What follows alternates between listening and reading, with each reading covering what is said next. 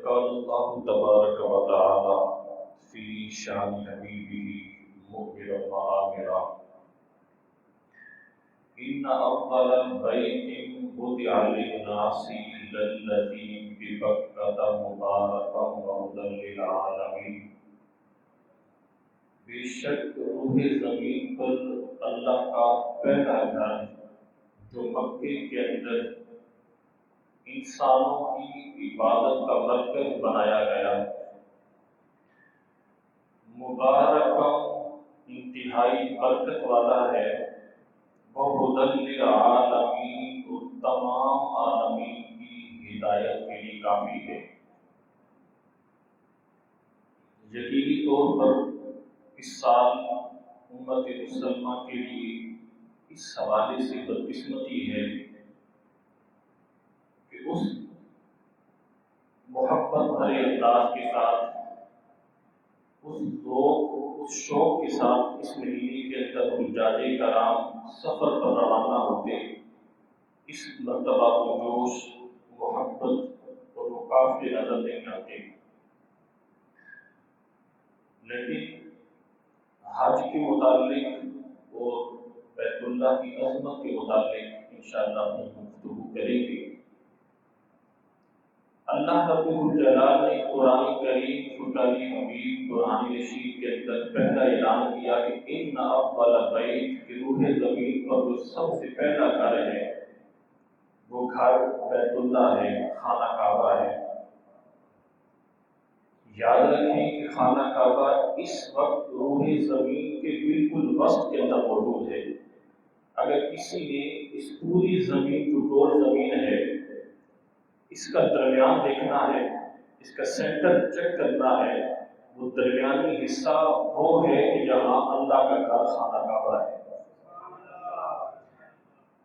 سید عائشہ صدیقہ رضی اللہ تعالی عنہا فرماتی ہیں، آپ فرماتی ہیں کہ نبی مکرم امام الانبیاء صلی اللہ علیہ وآلہ وسلم نے ارشاد فرمایا، آقا علیہ الصلوۃ والسلام نے فرمایا کہ عائشہ، اگر مجھے یہ مکے کے جو نئے مسلمان آئے ہیں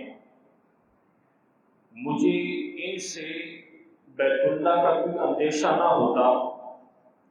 یعنی ایسا نہ ہوتا کہ ہم اگر بیت اللہ کو شہید کریں تو کسی وسوسے میں مبتلا نہ ہو جائیں، صرف اس ڈر کی خاطر میں نے بیت اللہ کو شہید کرنے کا ارادہ ترک کر دیا،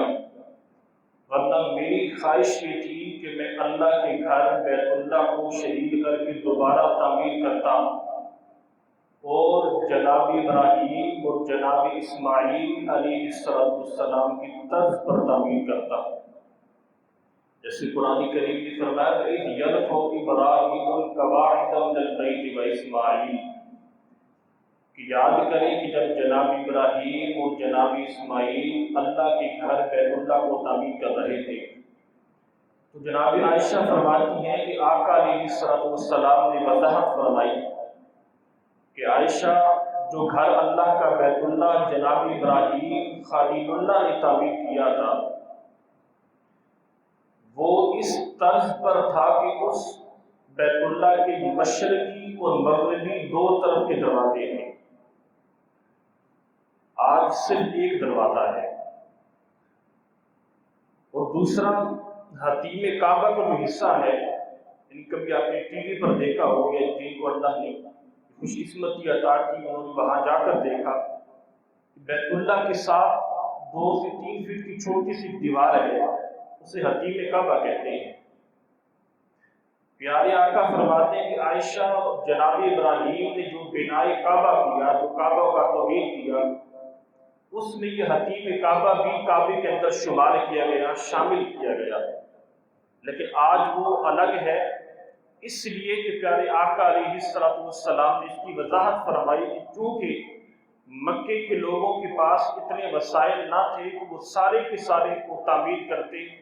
انہوں نے حتیم کے حصے کو چھوڑ کر باقی جو کعبہ ہے وہ تعمیر کر دیا، حتیم کی زمین کو انہوں نے چھوڑ دیا۔ اور تیسری چیز آقا علیہ الصلوۃ والسلام نے فرمایا کہ جو جناب ابراہیم نے اللہ کے گھر کو تعمیر کیا اس میں 2 دروازے جو تھے وہ بالکل زمین کے ساتھ تھے، لیکن آج اگر آپ نے دیکھا ہو تو وہ اگر کوئی بیت اللہ کے اندر داخل ہونا چاہے تو کم سے کم 4 سے 5 جو سیڑھیوں کے اسٹیپس ہیں وہ لگائے جاتے ہیں، پھر جو ہے وہ شخص بیت اللہ کے اندر داخل ہوتا ہے۔ تو سیدہ عائشہ صدیقہ رضی اللہ تعالیٰ عنہ نے سوال کیا کہ یا رسول اللہ صلی اللہ علیہ وسلم، کیا وجہ ہے کہ ان مکے کے لوگوں نے اللہ کے گھر کے دروازے کو اونچا کیوں رکھا؟ تو میرے آقا علیہ السلام نے فرمایا کہ عائشہ اس لیے رکھا کہ ان کی مرضی ہوگی وہ اس کو داخل کریں گے، جب ان کی مرضی نہیں ہوگی اس بندے کو داخل نہیں کریں گے۔ ایک اور مقام پر جناب سیدہ عائشہ صدیقہ رضی اللہ تعالی عنہا فرماتی ہیں کہ جب فتح مکہ کے موقع پر میری خواہش یہ تھی کہ میں بیت اللہ کے اندر نوافل ادا کروں،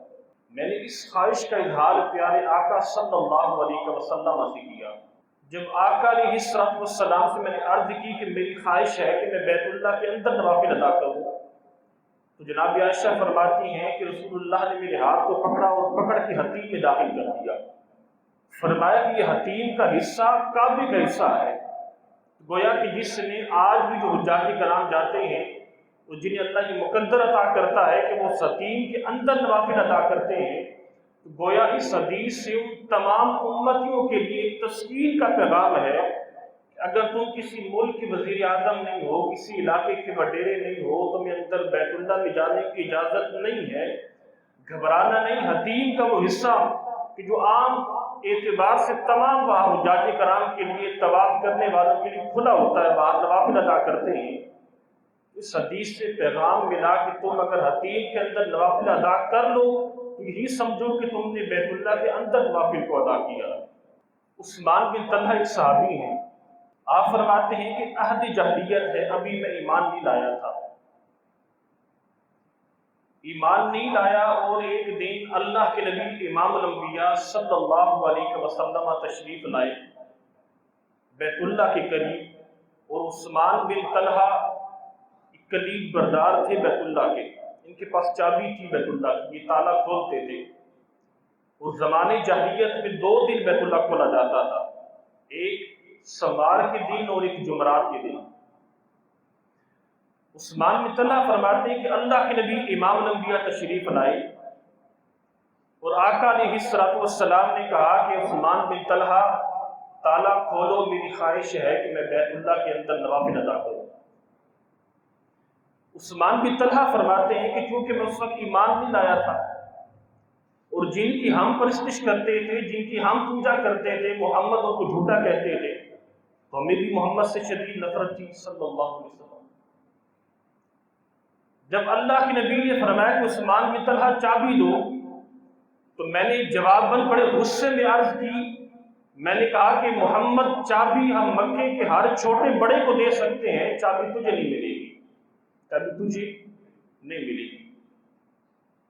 آقا علیہ السلام نے جواباً فرمایا کہ اے عثمان بن طلحہ،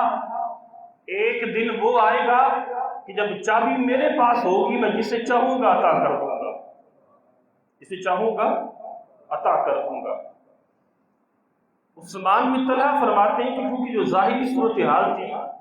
وہ ایسی تھی کہ صرف کچھ لوگ مسلمان ہوئے تھے، اور ظاہری صورتحال نظر نہیں آتی تھی کہ کبھی ایسا وقت بھی آئے گا کہ محمد عربی کی حیات میں قریش کے لوگ چابی محمد کے ہاتھ میں دے دیں گے۔ بظاہر لگتا نہیں تھا، لیکن اللہ کے نبی نے جیسے تیسے کر کے کعبے کے اندر داخل ہوئے، لیکن یہ بات جو محمد عربی نے کی میرے دل پر بیٹھ گئی۔ میں نے کہا کہ اگرچہ یہ بات ماننے والی نہیں کہ محمد رسول اللہ صلی اللہ علیہ وسلم کبھی اتنے با اختیار ہوں گے کہ چابی ان کے پاس ہوگی، لیکن ایک بات تھی جو ذہن میں رہی اور دل میں بیٹھی رہی، وہ یہ تھی کہ یہ جو بات کرنے والا ہے یہ وہ ہے کہ جس کو ہم نے کچھ سالوں قبل صادق بھی کہا اور امین بھی کہا۔ ہم نے مکے میں اس جیسا صادق نہیں دیکھا، اس جیسا امین نہیں دیکھا۔ ہم نے بڑی بڑی باتیں محمد کے کہنے پر مانی ہیں، اور جو محمد نے کہا کبھی وہ بات جھوٹی نہیں ہوئی صلی اللہ علیہ وسلم۔ عثمان بن طلحہ فرماتے ہیں حقیقتاً یہ بات بظاہر ماننے والی نہیں تھی، لیکن یہ بات دل میں بیٹھ گئی۔ آقا علیہ الصلوۃ والسلام مکے کے حالات سخت تھے، اللہ کی وحی کے بعد آپ نے مکے کو چھوڑا، مدینے روانہ ہوئے۔ جب آقا علیہ الصلوۃ والسلام مدینے روانہ ہوئے، مدینے روانہ ہونے کے بعد دل میں مزید رغبت ایمان پیدا ہو گئی۔ ہم ہر روز سنتے کہ اتنے مسلمان مدینے کے اندر ہو چکے، اتنے نئے صحابہ غلام اللہ کے نبی کی دامن سے وابستہ ہو چکے ہیں، ایک رغبت ایمان دن بہ دن بڑھتی رہی۔ اور وہی پیغام جو محمد عربی نے کہا تھا کہ ایک وقت آئے گا کہ کعبے کی چابی میرے ہاتھ میں ہوگی، یہ بات یقین کے قریب ہونے لگی۔ اور جو ہی یہ باتیں یقین کے قریب ہونے لگی، اللہ نے دل کی کھڑکی کو کھولا، ایمان کی خوشبو دل میں نے محسوس کرنا شروع کر دی۔ ایمان کی خوشبو دل میں نے محسوس کرنا شروع کر دی۔ فرماتے ہیں کہ پھر پختہ ارادہ کر لیا کہ میں جیسے بھی ہوا اب انشاءاللہ پیارے آقا صلی اللہ علیہ وسلم پر ایمان لاؤں گا، مومنوں کے کلمہ پڑھ لوں گا۔ عثمان بن طلحہ فرماتے ہیں کہ پھر جب آقا علیہ الصلوۃ والسلام مدینے سے مکے عمرے کی غرض سے آئے، وہ طویل واقعہ ہے کہ جب آقا علیہ الصلوۃ والسلام آئے، حدیبیہ کے مقام پہ ٹھہر گئے، حضرت عثمان عثمان غنی آپ تشریف لائے مکے کے اندر، اور اس سے مشاورت کی، لوگوں نے کہا کہ نہیں، ہم اس دفعہ جو ہے وہ پیارے آقا کو اجازت نہیں دیں گے، اگلی مرتبہ آئیں تو اگلی مرتبہ جو ہے عمرہ کر لیں۔ صلح حدیبیہ کے موقع پر حضرت عثمان بن طلحہ فرماتے ہیں کہ جب حضرت عثمان غنی واپس پلٹے تو میں یقین کر بیٹھا کہ اب اللہ کے نبی مکے میں آگے نہیں آئیں گے، وہیں سے واپس پلٹ جائیں گے، وگرنہ میری خواہش تھی کہ اگر اللہ کے نبی عمرے کی غرض سے مکے میں آتے تو میں اللہ کے نبی پر ایمان لے آتا، ہاتھ پہ بیعت کر لیتا، لیکن چونکہ اللہ کے نبی وہیں سے واپس پلٹ گئے، اب یہاں پر بھی شدت ایمان کی تڑپ تھی۔ اب یہ خواہش تھی کہ وہ کب لمحے آئیں گے کہ جب امام الانبیاء کے ہاتھوں میں ہاتھ ڈال کے ایمان لاؤں گا۔ فرماتے کہ مجھ سے رہا نہ گیا، اللہ کے نبی پلٹے تو میں نے بھی سفر سامان باندھا اور میں بھی مکے سے مدینے پہنچ گیا۔ میں مکے سے مدینے پہنچا اور جناب خالد بن ولید رضی اللہ تعالیٰ عنہ اور جناب عمرو بن عاص، ان دو صحابہ کو لیا اور صحابہ کو لے کر امام الانبیاء کی بارگاہ میں حاضر ہوا۔ حاضر ہو کے عرض کی کہ یا رسول اللہ صلی اللہ علیہ وسلم، میں کلمہ پڑھ کے مومن ہونا چاہتا ہوں، ایمان لانا چاہتا ہوں۔ آقا علیہ الصلوۃ والسلام نے مجھے کلمہ پڑھایا، ایمان میں داخل ہو گیا۔ عثمان بن طلحہ فرماتے ہیں کہ پھر دل میں یہ خیال آیا کہ واپس اپنے شہر مکے جاتا ہوں اور وہاں جیسے بھی ہوا دین کی تبلیغ کا کام شروع کرتا ہوں۔ فرماتے ہیں کہ کچھ ہی دن کا انتظار کیا تو اللہ کے نبی نے یہ پیغام صحابہ کو سنا دیا کہ صحابہ خوشخبری ہے کہ اللہ کی طرف سے پیغام آ چکا ہے، اب ہم نے مکہ کو فتح کرنا ہے۔ اب ہم نے کس کو فتح کرنا ہے؟ مکہ کو فتح کرنا ہے۔ فتح مکہ کے عنوان پر میں نے آپ دوستوں کے سامنے یہ بات رکھی تھی کہ صحابہ فرماتے ہیں کہ یقینی طور پر ہم نے بڑے بڑے محاذ پر کامیابی حاصل کی، بڑی بڑی فوجوں کے سامنے ہم نے اپنی کم تعداد ہونے کے باوجود بھی فتح حاصل کی، خوشی ملی۔ لیکن صحابہ فرماتے کہ جب امام الانبیاء نے یہ اعلان کیا کہ ہم مکہ کو فتح کرنے جا رہے ہیں،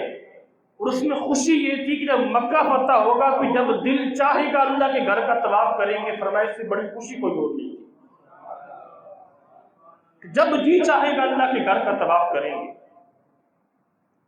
پیارے آقا علیہ الصلوۃ والسلام نے جب اپنی جماعت کو تیار کیا، جملے بڑے حساس جملے ہیں، بڑے لذیذ بڑے مزے والے جملے ہیں کہ جب میرے آقا مکے سے مدینے نکلے تو کتنے لوگ تھے؟ دو۔ آقا علیہ الصلوۃ والسلام تھے، ساتھ کون تھے؟ جناب ابوبکر صدیق رضی اللہ تعالیٰ عنہ۔ نکلے کیسے؟ وجہ کیا بنی؟ وجہ یہی تھی کہ وہ مکے کے لوگ آقا علیہ الصلوۃ والسلام کو اذیت دیتے تھے، رستے میں کانٹے بچھاتے، گڑھے کھودتے، آقا علیہ الصلوۃ والسلام کی پیٹھ پہ اوجھلی رکھتے، طرح طرح کی مصیبتیں ڈھائی گئی۔ میرے آقا مکے سے نکلے، صرف صدیق اکبر ذات ہے، اور تاریخ یہ بھی گواہی دیتی ہے کہ جب آقا علیہ الصلوۃ والسلام مکے سے نکلے مدینے پہنچے، صرف 40 کے قریب غلام آپ کے ساتھ تھے، بس صرف 40 ایمان والے تھے۔ اب کچھ ہی سالوں کی من آقا کی محنت، صحابہ کی کاوشیں وہ رنگ لائی کہ جب آقا علیہ الصلوۃ والسلام نے اب جب مدینے سے مکے کے لیے قافلے کو تیار کیا، اب میرے آقا کی جماعت میں کم سے کم 1,30,000 مرد صحابی موجود تھے۔ 1,30,000 مرد صحابی، بچے اور عورتیں ملائے تھے، کم سے کم 2 لاکھ 2.25 لاکھ کے قریب بنتے ہیں۔ صحابہ فرماتے ہیں کہ چونکہ جتنے بھی محاذ پہ ہم جاتے تھے تو فوجیں جاتی تھی، محاذ پہ سب عوام ساتھ نہیں جاتی، فوج جاتی ہے، لیکن مکے کا جو محاذ تھا، فتح مکہ کے موقع پر ہم سارے 1,30,000 صحابہ نکل پڑے۔ ایک عجیب منظر تھا، اس شہر مکہ کے اندر جا رہے ہیں کہ جس مکہ کے شہر میں صحابہ کو طرح طرح کی اذیتیں دی گئی۔ جناب صدیق اکبر کے ساتھ کیا کیا گیا، حضرت عمار بن یاسر کے کیسے حالات تھے، بالخصوص میرے کریم آقا کو کیسی کیسی اذیت نہیں دی گئی۔ جناب سید عائشہ صدیقہ،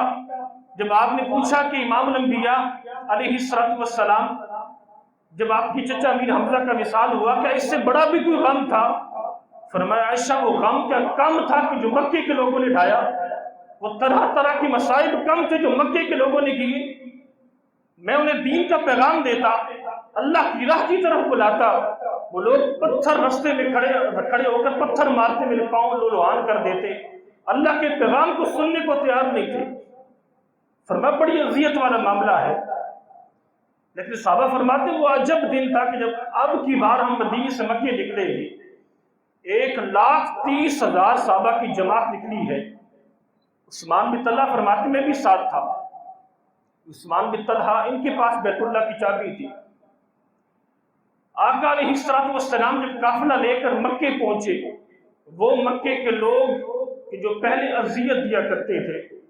میرے آقا علیہ الصلوۃ والسلام کے راستے میں کانٹے بچھاتے تھے، آج پلکیں بچھائے بیٹھے ہیں، لبیک کی صدائیں کہہ کے میرے آقا کا استقبال کر رہے ہیں۔ میرے آقا نے دیکھا کہ وہ بیت اللہ کہ جس بیت اللہ پر آنے اور اس بیت اللہ میں نفل پڑھنے پر مجھ محمد پر پابندی تھی، میرے غلاموں پر پابندی تھی، میرے غلام اپنی مرضی سے بیت اللہ میں جا نہیں سکتے تھے۔ ہم جانتے ہیں کہ جب جناب عمر نے یہ اعلان کیا کہ میں اللہ پر ایمان لایا، پیارے آقا پر ایمان لایا،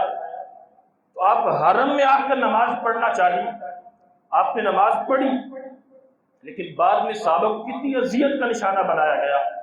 صحابہ ڈر کے اللہ کے حضور نماز پڑھنے نہیں جاتے اور بیت اللہ میں نماز نہیں پڑھتے تھے۔ لیکن آج عجب معاملہ ہے، آج وہی مکے کے لوگ جو مکے کے لوگ آقا کو اذیت دیتے تھے، آج وہ سب لوگوں نے، ان میں سے اکثریت ان لوگوں کی تھی جنہوں نے آقا کا استقبال کیا۔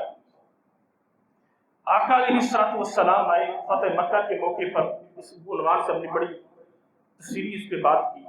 ایک بڑا ایک واضح اور بڑا حسین موضوع ہے۔ لیکن جب پیارے آقا علیہ الصلوۃ والسلام بیت اللہ کے قریب پہنچے، بیت اللہ پر وہی تالا کہ جو عثمان بن طلحہ کے پاس جس کی چابی تھی، وہ منظر دوبارہ یاد کیجئے گا جو میں نے پہلے ذکر کیا کہ ایک وقت وہ تھا کہ جب عثمان بن طلحہ کہتے تھے کہ اے محمد صلی اللہ علیہ وسلم، چابی کسی کو مل سکتی ہے، بچے کو مل جائے، بڑے کو مل جائے، تجھے چابی نہیں ملے گی، چابی تجھے ہم نہیں دیں گے۔ آج میرے آقا نے آواز دے کر بلایا، عثمان بن طلحہ کدھر ہو؟ عثمان بن طلحہ حاضر ہوتے ہیں۔ میرے آقا علیہ الصلوۃ والسلام نے فرمایا عثمان بن طلحہ چابی دو۔ میرے آقا نے چابی ہاتھ میں لے کر پھر فرمایا عثمان بن طلحہ وہ دن یاد ہے؟ عثمان بن طلحہ وہ دن یاد ہے کہ جب تجھے میں نے کہا تھا کہ عثمان بن طلحہ چابی دو، میں اللہ کے گھر میں نوافل ادا کرنا چاہتا ہوں، اور تم نے یہ کہا تھا کہ اے محمد چابی ہر ایک چھوٹے بڑے کو مل سکتی ہے، تجھے نہیں مل سکتی، اور تجھے میں نے یہ جواباً کہا تھا کہ ایک وقت آئے گا جو چابی میرے پاس ہوگی، اسے چاہوں گا میں چابی کا اختیار دے دوں گا، اور تم نے کہا تھا کہ اے محمد عربی کیا اس وقت قریش ذلیل ہو جائیں گے؟ قریش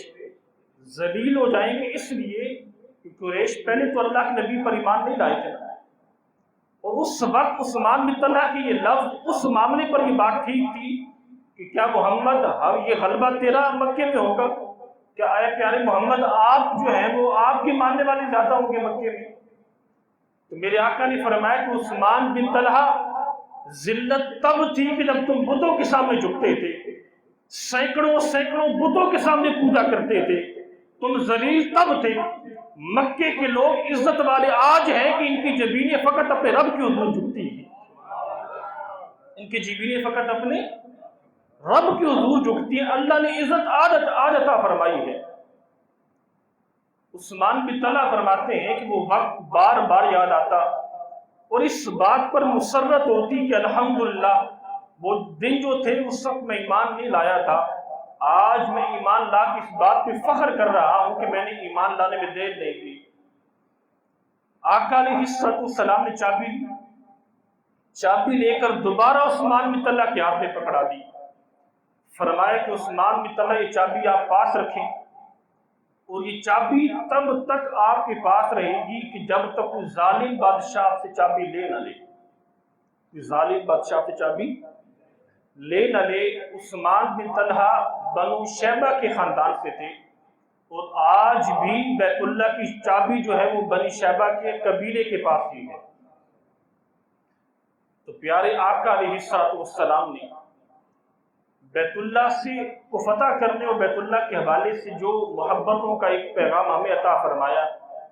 یقینی طور پر یہ پیغام آج بھی سینے کے اندر موجود ہے۔ کہ اکثر میں روایت آپ کے سامنے پیش کرتا ہوں کہ حضرت سلیمان رف پر جو ہے وہ بیت اللہ کی حدود سے آگے نکلے، طواف نہیں کیا، اللہ کے گھر پر سلامی پیش کرنے نہیں آئے، اللہ کے گھر بیت اللہ نے رونا شروع کر دیا، رو کر اللہ کی حضور عرض کی کہ بارے تیرے نبی سلیمان گزر گئے، سلام نہیں کیا۔ اللہ تعالیٰ نے تسلی دے کر فرمایا کہ اے بیت اللہ گھبرا نہیں، آخر الزمان نبی محمد عربی کی امت ہوگی، اے بیت اللہ وہ تو اس سے ایسی محبت کرے گی کہ جیسی ایک ماں اپنے ایک اکلوتے بچے سے محبت کرتی ہے۔ تو یقینی طور پر بیت اللہ کی محبت جو ہے، اور جب احساس تب ہوتا ہے کہ جب انسان کسی چیز کے معاملے میں کمی محسوس کرتا ہے۔ ان دنوں میں ان ایام کے اندر قافلے رواں ہوتے، بیت اللہ بھرا ہوا ہوتا تھا، پہلے دوسرے تیسرے شہر میں کہیں بھی طواف کی جگہ نہیں ملتی تھی، لیکن اس دفعہ کا یہ امتحان ضرور ہے، لیکن بیت اللہ کی محبت وہ محبت ہے کہ اللہ نے اس محبت کے صدقے میں انسان کو جہاں کہیں بھی ہو محروم نہیں رکھا۔